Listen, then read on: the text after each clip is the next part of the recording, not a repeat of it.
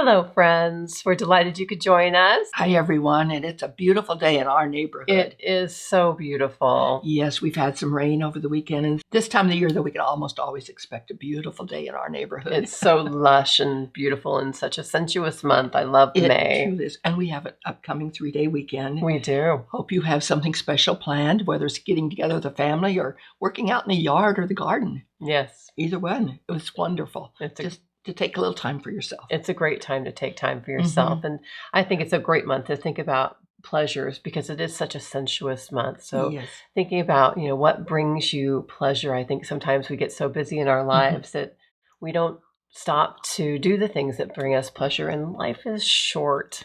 And even if just drinking a cup of hot tea. For sure, in the herbal morning. Tea, it's just wonderful. That's a wonderful pleasure, I think. A great way to start our day. Absolutely. And so today is full moon day. It is full moon today. Yes. We love watching the cycles of the moon and working with the cycles of the moon. Right. And if you've ever made full moon tea, you'll understand what a special day it can be and what a special delight that is. And we'll talk about that in just a minute. I'd like to read a little bit about the full moon in May. The Native Americans, as well as others who came before us, had several names for the full moon in the month of May to keep track of time before calendars. When it was time to plant the garden, or when they planted their crops long ago, or when the storms filled the sky and when the flowers were blooming across the land, they named the May full moon. It had many names, but one of the names is full flower moon. And of course, we understand why it would be called that. All the plants seem to be blooming at that time. Everywhere the prairies, meadows, and gardens are colorful and fragrant. How appropriate these wonderful names were given to the moon's full moon to identify this time of year. There was the storm's full moon, the raging sky full moon, the planting full moon when we planted our gardens. The wise old women, our grandmothers, taught us to never plant on the day of the full moon, but to rest. Also to watch carefully the waxing and the waning of the moon, the increasing and decreasing light, and the gravitational pull of the moon energy, which affects every living thing. This sage advice was passed down through the generations. To many, this is viewed as myth and folklore, but there is actually research and truth in it. We were taught to plant the seeds from the dark of the moon to the full moon, and then harvest, which is to dry and preserve, from full moon back to the dark, which is the new moon. So this understanding the moon phases, which I think is really important in our lives because it affects all of us, whether we really understand it or not. We know it affects bodies of water, and of course, we're mostly water. Plants are mostly water, and that's why one of the reasons why it affects us. And so I've started some time back to make full moon tea when the weather is conducive to it. I can make it in a half-a-gallon jar and set it in my refrigerator for the next 2 days after it has set out for the night of the full moon. And I'll set it up on the good earth where it's right next to the earth on the grass.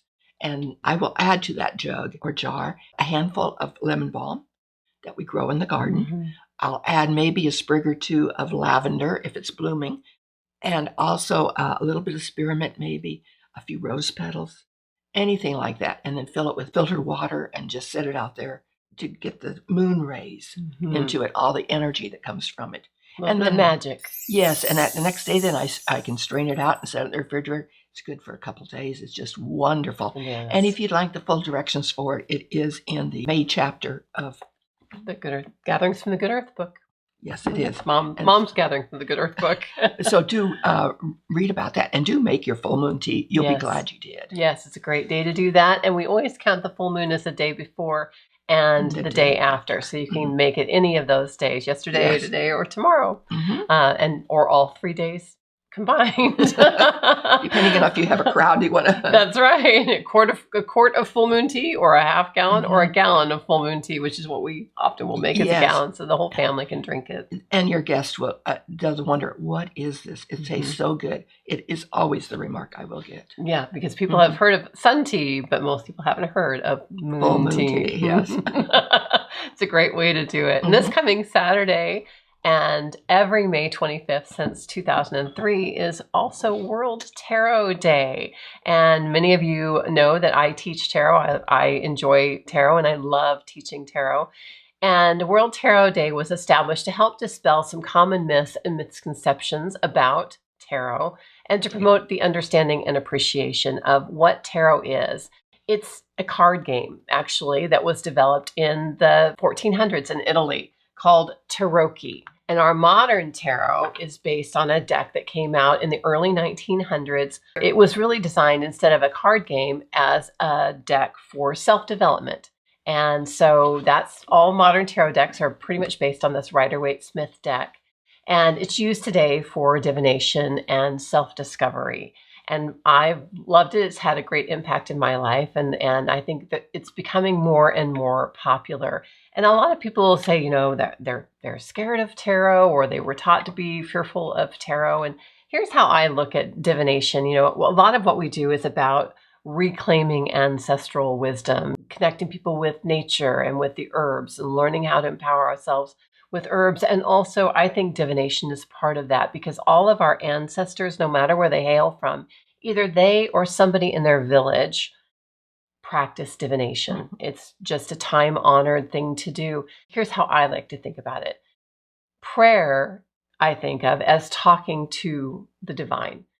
Meditation as listening to the divine. Whereas when you have a tool of divination, you can have a conversation with the divine or the universe or God, or however you want to think of that. It doesn't really matter, because it's all the same energy, the same force, no matter what you call it. And so I love using tarot to gain insight. I think tarot helps us to see things in our lives that we maybe don't otherwise see. Sometimes we're just too close to a situation to really be able to see what the underlying things are going on, or how we maybe are playing a role in it. And sometimes that's what tarot does really well, is calls you out on, oh, here's the role you're playing in that. You just didn't even realize it. And so I wanted to talk to you on this week of World Tarot Day about the full moon, which is today, and how some of the themes of the full moon maybe could be represented by tarot cards. So this is kind of fun, and I hope that you'll enjoy it with me. So of course, one of the themes of the full moon is the moon. And of course, the moon card can represent the moon, the full moon, and it can also represent many other things as well. A lot of times when we are out in the moonlight, it's beautiful and there's a lot of shadows around. We aren't maybe seeing things very clearly. Another theme of the full moon is amplifying our intentions and manifesting our desires. And to me, the card that represents that is the Magician card. It's about really having all the tools that you need to do what you need to do in your life. This can also be setting your intentions, writing down your goals, making a plan or steps to achieve your goals. And all of that's part of the full moon themes as well. Another theme of the full moon is letting go and releasing. Where the moon is waxing, it's about growth and development and making things happen. But as Mom mentioned, our ancestors said the full moon, you don't work on the full moon, it's a day of rest. And that's really, it's a day of fruition. Things are done. And so we want to let go of maybe what's holding us back or things that no longer serve us. We want to do some releasing possibly. And you can do that with a smoke bath, or maybe letting go of physical items that are holding a negative emotional charge for you. It might be just finding ways to release whatever is holding you back. And a couple of tarot cards to me that represent that are the Hanged One, which the Hanged One is, you got somebody who's upside down here.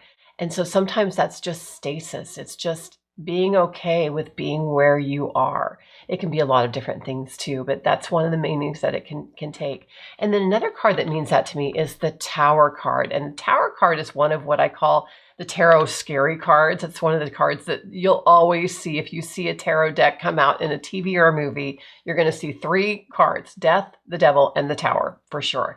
And so, because those are the sensational cards of the tarot. But to me, the Tower card, it can be about something unexpected that happens that makes you feel in limbo, but it can also be not being afraid to shake things up. And even if letting go of what is holding you back, or what is a negative influence in your life, is going to shake things up, sometimes that can keep us from making those changes we know need to be made in our lives. And so the Tower card can be a great reminder that it's okay. It's okay. And sometimes we need to shake things up and see where things land. Another theme of the full moon is gratitude and appreciation. Again, it's a time of fruition. Things are coming to fruition, and we want to look back at what got us there. And sometimes what gets us to the places of success in our lives are other people or circumstances which we can show gratitude and appreciation for. So it's a great time to take time to maybe do some gratitude journaling and maybe to write some notes to people who have played a role in our lives that we are grateful for.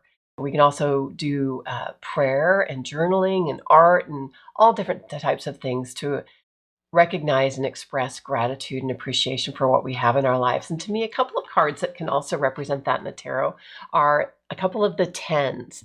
10 is the end of a number cycle, and it's kind of the fruition also. And the 10 of Cups shows a kind of a happy family under a rainbow. And the 10 of Pentacles shows a fruition of things in the material world, whereas the Cups is really a fruition of something emotional that has come to fruition. And so these are a couple of cards that I think can really represent that time of appreciation and gratitude in our lives and looking back at what we've accomplished or what we have to be grateful for. Another theme of the full moon is simply to connect with nature and go out under the full moon. Maybe in addition to making a full moon tea, we can take a walk under the full moon or just go out and do some moon gazing, hug a tree, sit and commune with the plants and trees. And a couple of tarot cards that I think might represent that are, first of all, the moon, of course, and go out under the full moon, and also the Page of Pentacles, which to me is earth of earth, very much of earthy energy. And it can be about really having that childlike energy when you're outside and just really fully appreciating and diving into the pleasures and the magic of everything that nature has to offer. So that's another possibility for that. And we already talked about the full moon being a time of rest and kind of maybe looking back and enjoying the fruits of our labor. And a couple of tarot cards that can represent that are the Six of Wands and the Nine of Pentacles. Both of these cards can represent taking a moment to appreciate what it is that we have accomplished. You know, we sow seeds in our lives. We do what we can to make those seeds grow in our lives, whatever form that might take. And then they bear fruit. And so can be a time of looking back and enjoying the fruits of our labor and taking time to relax and acknowledge our hard work. So we've talked a couple different times about making full moon tea. That's something we both love doing. And we want to mention again that if you don't already grow lemon balm, it's a great time to start growing lemon balm. A lot of times people will come in the shop and they want to know where to start with herbalism or where to start with growing herbs. And we always say, start with lemon balm. It's one of our absolute favorite herbs. It's very easy to grow. It's perennial, so it comes back year after year. It will have little babies too, but it's not obnoxious about that. And it's lovely even in the landscaping. It makes a nice mounding habit. It's been used for centuries in traditional medicine and as an ingredient in food and drinks. Of course, we love it as a drink. It has a sweet, citrusy, slightly minty aroma and taste. It's very uplifting, so it's wonderful for soothing heartache, helping us feel more hopeful, maybe even more optimistic in our lives. It's calming, it's relaxing, so it can help to alleviate stress and anxiety, and it can even help us calm down so we can fall asleep more easily. It's very soothing for our gut, so it can even help with digestive problems like indigestion, bloating, and even colic. It's been used for colic for babies. It's such a gentle, wonderful herb. And it's an antiviral. So it's been traditionally used to treat cold sores as well as other viral infections. So we love it for so many reasons. And maybe most of all, just because it tastes so delicious. Made as moon tea or infusion or anything. So grow some lemon balm if you don't already. You can grow it in the garden. You can grow it in your landscaping. You can grow it just in a pot. It's a wonderful, wonderful herb. One of those that I love having in the garden. And I keep it clipped down because I use it so much of it. So it really never goes to seed. So I don't have babies around and such. But we keep using it, keep making it. That's what it's there for. Make our drinks. Yes. I would like to mention that we do have 2 basket classes available. Yes. We have instructors coming in to teach, and they're wonderful baskets. One is a market basket, and then the other is a pine needle basket. We'll put the link below in the comments section so you can have a link to access the class if you're local to the Lawrence area. Yeah, we love sharing ancestral wisdom, and Mhm. we can bring in guest teachers to share this type of thing. Basket weaving is across many different cultures. It goes back a long time. Yeah. The other thing is that my sewing circle just met, and we had a wonderful time, as we always do, sharing different ideas, patterns, and so on. The inspiration and the motivation is always wonderful for all of us. A lot of us shared about our 52-week challenge that I've talked about before on here. There are 5 of us now that are doing it. Awesome. And it is awesome. And I wanted to share the latest page I'm doing. And I've just finished it. It has to be pressed and then put into my book. It is the Northern Lights, or the Aurora Borealis. How many of you were able to see that? What a spectacle. What a wonderful, magical thing that has happened. I had to make something to commemorate it, to celebrate it, to honor it. The colors are pretty. It's from a batik fabric. And so it just kind of showed off the colors of the Aurora Borealis. So gorgeous, Mom. I love it. Just love that. To doing it too. And with the trees in front, so you could see it right through the trees. So it was fun. Perfect. And then I'd like to go ahead and close with a quote. That's by Henry Mitchell, and it says, "Almost any garden or yard, if you see it at just the right moment, can be confused with paradise." Yes, here. It is paradise. Mm-hmm. And so with that, we'll plan to see you next week. Good earth blessings to you.